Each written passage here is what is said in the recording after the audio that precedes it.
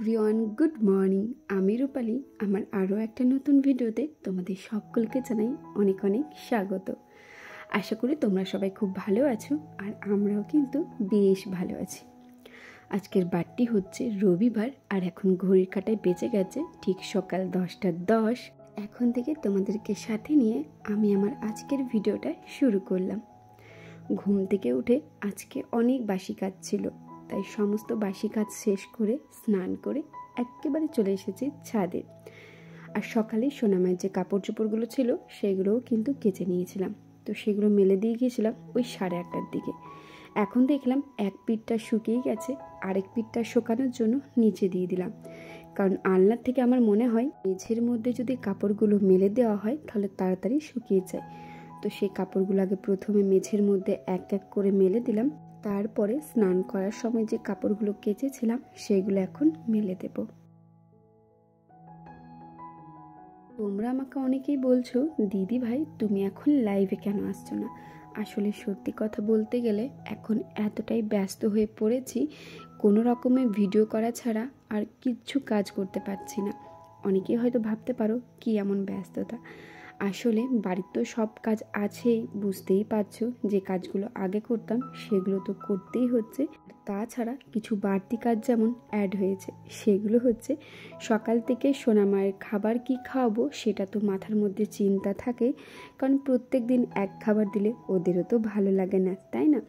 তাই মাথার মধ্যে একটা কথা ঘোরে যে আজকে সকাল থেকে রাত পর্যন্ত সোনামাকে কি খাবার দেওয়া হবে, তো সেটা তো চিন্তা থাকে। আর তাছাড়া ধরো ঈশ্বর আমার খাবার তৈরি করা, ওকে সময় ধরে খাওয়ানো, আর বাচ্চাকে সময় ধরে খাওয়ানোটা যে কতটা কষ্টের বা একটা মায়ের যে কতটা ধৈর্য লাগে সেগুলো এখন আমি হাড়ে হাড়ে বুঝতে পারছি। তো যার জন্য কোনো কিচ্ছু কাজ আর করতে পারছি না। আর রাতের দিকে যে লাইভে আসবো, সারাদিন কাজবাজ করে রাতে এতটাই টায়ার্ড হয়ে পড়ি যে আমার আর কিচ্ছু ভালো লাগে না। কোনো রকমে ভিডিওগুলো ক্যাপচার করে এডিটিং করে তোমাদের সামনে প্রেজেন্ট করছি। এইদিকে দেখো সোনামায়ের দুপুরে যে খাবারটা দেওয়া হবে সেটা এখন প্রেশার কুকারে চাপিয়ে দিয়েছি। সেটা হচ্ছে সোনামাকে দুপুরে তো ভাত দেওয়া হয়, তার সাথে ওই মুসুর ডাল, গাজর সেদ্ধ, আলু সেদ্ধ, যেদিন যেমন থাকে বিন সেদ্ধ। তো আজকে যেমন মুসুর ডাল, গাজর সেদ্ধ, আলু সেদ্ধ প্রেশার কুকারে সিটি হবার জন্য দিয়ে দিলাম। তারপরে ভাবলাম যাকে প্রেশার কুকারে সিটি হচ্ছে তাকে আমি মাংসটা ধুয়ে নিই। আর তোমাদের দাদাভাই আজকে মাটন নিয়ে এসেছিলো, তো কলপারে চলে গিয়েছিলাম, কারণ মাংস বেসিনের মধ্যে ধুতে না আমার খুব অসুবিধা হয়, কারণ আমাদের রান্নাঘরের বেসিনটা একটু ছোট। তো যার জন্য দেখো কলপারে এসে সমস্ত মাংসগুলো এক এক করে ভালো করে ধুয়ে নেব। তাকে প্রেশার কুকারে সিটি পড়ছে, মানে ওই 4টের মতো সিটি দেবো, আর তারপর গিয়ে প্রেশার কুকার থেকে নামিয়ে নেব। আমাকে একজন বলেছিলে, দিদি ভাই তুমি যখন সোনামাকে আপেল সেদ্ধ খাওয়াবে তো কেমন করে কি তৈরি করছো আমাকে একবার দেখিও। তো অবশ্যই এরপর যেদিনই আমি সোনামাকে আপেল সেদ্ধ খাওয়াবো অবশ্যই কিন্তু তোমাকে ভিডিও করে দেখাবো। সেরকম কিছুই না, আপেলটাকে ভালো করে সেদ্ধ করে মিক্সির মধ্যে পেস্ট করে নিয়েছিলাম। তার মধ্যে কিন্তু না দিয়েছি নুন, না দিয়েছি চিনি, কারণ বাচ্চাদেরকে তো নুন চিনি দেওয়া চলে না, তাই আর কি। তো যাই হোক, যেদিনই করব তোমার সাথে অবশ্যই শেয়ার করব। তো দেখো মাংসটা যাকে আমি ধুয়ে নিয়ে এলাম তাকে দেখি প্রেশার কুকারে 4টে সিটি পড়ে গেছে, আর ভালো মতোই কিন্তু সেদ্ধ হয়ে গেছে। তো ভাবলাম আগে সোনামায়ের খাবারটা রেডি করে নিই, তারপর না হয় আমাদের খাবার রেডি হবে। তো এদিকে দেখো যখন ভালো করে সেদ্ধ হয়েছে তো ভাবলাম বাটির মধ্যে রেখে দিই, আর তারপর মিক্সির মধ্যে ভালো করে পেস্ট করে নেব। সোনামায়ের অন্নপ্রাশনের পরের দিন না, মানে সোনামায়ের অন্নপ্রাশন তো রবিবার পেরিয়েছে, মানে ওই মঙ্গলবার থেকে সোনামাকে ভাত দেওয়া হচ্ছে। আজ রবিবার পর্যন্ত কিন্তু সোনামা ভাতই খেয়েছে, তবে ভাবছি মাঝে একদিন সোনামাকে খিচুড়ি করে দেব। তো দেখি কাল বা পরশু সোনামাকে খিচুড়ি করে খাওয়াবো। তো এদিকে তো একটু বেশি করে মুসুর ডাল নিয়েছিলাম, আর একটু আলু সেদ্ধ নিয়েছিলাম, তারপর তোমার গাজর সেদ্ধ নিয়েছিলাম, সেগুলো সেদ্ধ হয়ে গেছে। আর তার মধ্যে এক মুঠো ভাত দিয়ে দিয়েছি। এক মুঠো বলাটা ঠিক, একটু মানে এক মুঠোর থেকে একটু কম। তো সেগুলো এখন ভালো করে পেস্ট করে নেব, কারণ পেস্ট খাবার ছাড়া তো সোনামা এখন খেতে পারবে না, যেহেতু সোনামায়ের এখনও পর্যন্ত 7 মাস হয়নি। তো দেখো এদিকে আমার ভালো করে পেস্ট হয়ে গেছে, তারপরে একটা বাটির মধ্যে রেখে দেবো। আমার 6.5 মাসের সোনামাকে আমি সারাদিন কতবার সলিড খাবার দিই এই কথাটা তোমরা অনেকেই জানতে চেয়েছো। চলো আজকের ভিডিওতে তোমাদের সাথে শেয়ার করব সকাল থেকে রাত পর্যন্ত আমি আমার মেয়েকে সলিড খাবার কখন কখন দিই। সকালে আমার সোনামা ঘুম থেকে ওই 5:30 6টার দিকেই উঠে পড়ে। তো 6টার থেকে 8টা পর্যন্ত সোনামাকে কিন্তু আমি ব্রেস্ট ফিডিং করাই। আমি যতই কাজে ব্যস্ত থাকি না কেন সোনামাকে ফিডিং করাতে কিন্তু একদমই ভুলি না। তো এই 6টার থেকে 8টা পর্যন্ত সোনামাকে ব্রেস্ট ফিডিং করানোর পর 8:30 9টার দিকে সোনামাকে ব্রেস্ট মিল্কের সাথে হয় চিড়ে গুঁড়ো আর না হয় সাবু দিই। তারপরে সোনামাকে ব্রেস্ট ফিডিং করাই 12টা পর্যন্ত। যেদিন আপেল সেদ্ধ দিই সেদিন 12টা বা 11:30টার দিকে সোনামাকে ওই এক টুকরো আপেল সেদ্ধ দিই। মানে 4 ভাগের 1 ভাগ যে আপেলটা নিই, তো সেই 1 ভাগের আপেলটাকে টুকরো টুকরো করে সোনামাকে সেদ্ধ করে ভালো করে পেস্ট করে খাওয়াই। তবে প্রত্যেক দিন কিন্তু সোনামাকে আপেল সেদ্ধটা দিই না। আর তারপর ঠিক 1:30টার দিকে বা 1টা থেকে 1:30টার মধ্যেই ধরে নাও সোনামাকে ভাত দিই। ভাতের সাথে যেমন ধরো গাজর, মসুর ডাল, আলু সেদ্ধ, বিনস যা থাকে সেটাই দিই। তবে প্রত্যেক দিন কিন্তু সোনামাকে মসুর ডালটা দিই, কারণ বলে নাকি মসুর ডালে অনেক প্রোটিন থাকে। তারপর ভাত খাওয়ানোর পর সোনামা ঘুমিয়ে পড়ে। ঘুম থেকে ওঠে ওই 5:30টার দিকে। তারপরে ঘুম থেকে উঠেই সোনামাকে ব্রেস্ট মিল্কের সাথে একটা বিস্কিট দেওয়া হয়। একটা বিস্কিট না, মানে একটা বিস্কিটের হাফ দেওয়া হয়। তো সেটা খাওয়ানোর পর সোনামাকে পুরো 9টা পর্যন্ত আমি ব্রেস্ট ফিডিং করাই। তারপরে 9টার পর সোনামাকে ব্রেস্ট মিল্কের সাথে রুটির একটু ছাল দেওয়া হয়। মানে পুরো ছালটা দিই না, একটু দিই, কারণ সোনামাকে একটু একটু করে সবটাই অভ্যাস করাচ্ছি, যাতে সোনামার একবারে দিলে কোনো শরীরে প্রবলেম না হয়। তাই সব খাবারটাই সোনামাকে একটু একটু দিয়ে অভ্যাস করাচ্ছি। তবে একটা কথা কি জানো তো, এই ব্রেস্ট মিল্কের সাথে খাবার যে দিচ্ছি আমার কিন্তু অনেকটাই সময় লাগে। বুঝতেই পারছো একটা বাটিতে করে ব্রেস্ট মিল্কটা নিতে কতটা সময় লাগে। সময় লাগলেও কিছু করার নেই, যেটাতে আমার মেয়ের ভালো হবে সেটা তো করতেই হবে। তোমরা অনেকেই বলেছো ফর্মুলা মিল্কের সাথে দিতে। আমি ফর্মুলা মিল্কের সাথে দিই না, তার কারণ হচ্ছে ফর্মুলা মিল্ক সোনামায় স্যুট করে না। ফর্মুলা মিল্ক দিলে সোনামায়ের গোটা শরীরে ঘামাচির মতো ছোট ছোট বিজি বিজি টাইপের কীরকম বেরিয়ে যায়।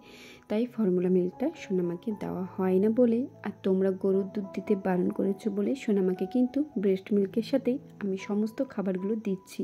তোমরা অনেকেই বলছো সোনামাকে স্যারেলেক দিতে। তো স্যারেলেকটা আমার এখন বাড়িতে বানানো হচ্ছে না, তবে ভাবছি 2-3 দিন পর সোনামাকে যে স্যারেলেকটা আমি বাড়িতে দেবো সেটা বানিয়ে সোনামাকে দেওয়া হবে। তো সেটা বানাতে আমার একটু সময় লাগবে। তো ভাবছি কিছুদিন যাক, এই যে খাবারগুলো এখন সোনামাকে দেওয়া হচ্ছে এগুলো এখন সোনামায়ের এক এক করে অভ্যাস হোক, তারপরে সোনামাকে স্যারেলেকটা দেওয়া হবে, মানে হোমমেড স্যারেলেক বলতে পারো। এখন ঘড়ির কাঁটায় 1:10 বেজে গেছে। তো ভাবলাম সোনামাকে খাবারটা খাইয়ে দিই, কারণ ওকে দেখে মনে হচ্ছিল ওর ঘুম পাচ্ছে। তো দেখো সোনামাকে এখন খাবার খাওয়ানোর জন্য বসে পড়েছি। একটা কথা বলি, আমি না সোনামাকে প্রথম যখন খাবার খাওয়াচ্ছিলাম তখন চামচ করে খাওয়াচ্ছিলাম। তো চামচে আমার অভ্যাস হয়ে গেছে। আর তারপরে 2-3 দিন ধরে আমার শ্বশুরমশাই যেহেতু ঝিনুক এনে দিয়েছে, বা যেটাকে গোন্দল বলে, তো সেটাতে না আমি কোনো রকমেই খাবার খাওয়াতে পারছি না, মানে আমার অসুবিধা হচ্ছে। যেহেতু চামচে খাওয়ানোটা আমার অভ্যাস হয়ে গেছে, তো প্রথমে তো তোমরা দেখলে আমি কিন্তু ঝিনুকেই সোনামাকে খাওয়াচ্ছিলাম। ঝিনুকে খাওয়াতে অসুবিধা হচ্ছিল বলেই কিন্তু চামচে খাওয়াচ্ছিলাম, আর ঝিনুক আর চামচ দুটোকে একসাথেই নিয়ে এসেছিলাম। তো দেখো এখন ঝিনুকে করেই সোনামাকে জল খাইয়ে দিচ্ছি, কারণ খাবার খাওয়ার পর সোনামার খুবই জল তেষ্টা পেয়ে যায়। তো যার জন্য সোনামাকে জল খাইয়ে দিয়েছি। আর খাবার খাওয়ানো হয়ে গেছে, তারপরে দেখো ভালো করে মুখটা মুছিয়ে দিয়েছি, কারণ খাবার খেতে খেতে সোনামার গলাতে খাবার লেগে যায়, তো সেটা কেমন একটু মরমর টাইপের করে, তাই ভালো করে মুখটা ঘাটটা মুছিয়ে দিলাম। চলো জামাটাও ভিজিয়ে নিয়েছি, এই ভিজা জামাটা চেঞ্জ করে সোনামাকে একটা জামা পরে দিই। আচ্ছা তোমরা আমাকে একটা কথা বলো তো, তোমরা তোমাদের ছেলেকে বা মেয়েকে সারাদিনে কতবার সলিড খাবার দাও, আর কোন কোন সময়ে কোন কোন খাবারটা দাও, অবশ্যই কিন্তু একটা কমেন্ট করে জানাবে। তোমরা যখন তোমাদের ছেলেকে বা মেয়েকে খাবার খাওয়াও তো কিসে খাওয়াও, চামচে না ঝিনুকে, কোনটাতে তোমাদের সুবিধা হয়, অবশ্যই এই দুটো কমেন্টের তোমরা কিন্তু উত্তর দিও। তো দেখো সোনামাকে খাবার খাওয়ানোর পর সোনামায়ের দাদান আর সোনামায়ের দাদাভাই এখন কোলে নিয়ে আছে। তো ভাবলাম এই সময়ে যাই আমরা খাবার খেয়ে নিই। আর আজকের দুপুরের মেনু ছিল ভাত, আলু সেদ্ধ আর মাটনের ঝোল। তো দেখো ভালো করে ভাতের মধ্যে ঝোলটা দিয়ে আর আলু সেদ্ধটা দিয়ে মাখিয়ে নিলাম, আর এরপর খেয়ে নেব। তো খাবার খাওয়ার পর সোনামাকে ঘুম পাড়িয়েছিলাম, আর সোনামা ঘুমিয়েছিল ওই 3:20-র দিকে। তো এদিকে দেখো সোনামাকে যেই ঘুম পাড়ানো হয়ে গেছে মশারি খাটিয়ে দিচ্ছি, কারণ এখন এত পরিমাপে মশা লাগে। আর 1-2 দিন ধরে দেখছিলাম সোনামাকে মশাই কেটেছে, তাই ভাবলাম মশারিটা দিয়ে দিই, তাহলে সোনামাকে আর মশাই কাটতে পারবে না। তো সোনামা তো অঘরে ঘুমোচ্ছিল, তাই আর কি মশারিটা দিয়ে দিলাম। আমি আবার জানো তো মশারির মধ্যে শুতে পারি না, তাই বড় মশারি খাটাই না, তাই জন্য সোনামাকে ছোট মশারিটা দিয়ে দিলাম, যাতে সোনামায়ের কোনো অসুবিধা না হয়। ফ্যান চালিয়েছিলাম, কারণ ফ্যান না চালালে আবার আমার মেয়েটির ঘুম হয় না। মানে এখনকার বাচ্চাদেরকে কি বলবে, ফ্যান চালালে আমাদেরও ঠান্ডা লাগছে মাঝরাতে, তবে সোনামাকে ঘুম থেকে উঠে দেখি এক গা ঘেমে গেছে। তো আজকে বাবুরা চলে যাবে, মানে আমার ভাগ্নেরা চলে যাবে, তো ও তো প্রত্যেক দিন আমার কাছেই শোয়ে। তো আজকে বলেছিল মামি আজকে আর ঘুমোবো না, তোমার সাথে গল্প করব। সোনামাকে তো ঘুম পাড়িয়ে দিয়েছি, আর এখন মামি ভাগ্নে মিলে জমিয়ে গল্প করব। তো বন্ধুরা এখন ঘড়িতে বাজে 3:20, আর সোনামা সোনামা এখনই ঘুমোলো। এই যে দেখো সোনামা ঘুমোচ্ছে এখন। তো ওকে মশারি ঢাকা দিয়ে দিয়েছি যাতে ওর মশা না লাগে, ফ্যান চলছে তাও মশারি ঢাকা দিয়ে দিয়েছি। আর বাবুর আজকে বাড়ি চলে যাবে, তো এই যে দেখো প্রত্যেক দিন দুপুরবেলা কিন্তু আমার কাছে ঘুমোয়, তো আজকে আর ঘুমোবে না, যেহেতু এখন 3:20 বাজে, ওরা 4:30টার মধ্যে চলে যাবে। তো ওকে বললাম আজকে আর ঘুমোস না, গল্প করব। তো চলো বেশি কথা বলবো না, কারণ সোনামা ঘুমোচ্ছে, ও আবার উঠে গেলে মুশকিল। চলো ভিডিওটা দেখে থাকো। এইদিকে দেখো বাবুরা রেডি হয়ে পড়েছে এখন বাড়ি যাওয়ার জন্য, আর মনটা ভীষণ খারাপ লাগছিল। ও এত পরিমাপে কান্নাকাটি করছিল, একদমই যেতে চাইছিল না, কারণ ওর বোনের জন্য খুবই মন খারাপ লাগছে। আর সকালে কিন্তু আমার আরেক ভাগ্নে গিয়েছিল, আমার তো 2 ভাগ্নে এসেছিলো। তো বড় ভাগ্নে সকাল দিকে চলে গেছে, আর ওরা যাচ্ছে এখন। তো 2 ভাগ্নে এত পরিমাপে কান্নাকাটি করছিল যে কি বলবো, ওদের কান্নাকাটি দেখে নিজেদেরই খারাপ লাগছিল। যাই হোক চলো তাহলে ভিডিওটাও এত দূরে রাখলাম। ভালো লেগে থাকলে অবশ্যই like, comment, share and subscribe করে আমার পাশে থেকো। আজকের মতন টাটা, দেখা হচ্ছে খুব তাড়াতাড়ি অন্য কোনো নতুন ভিডিওতে।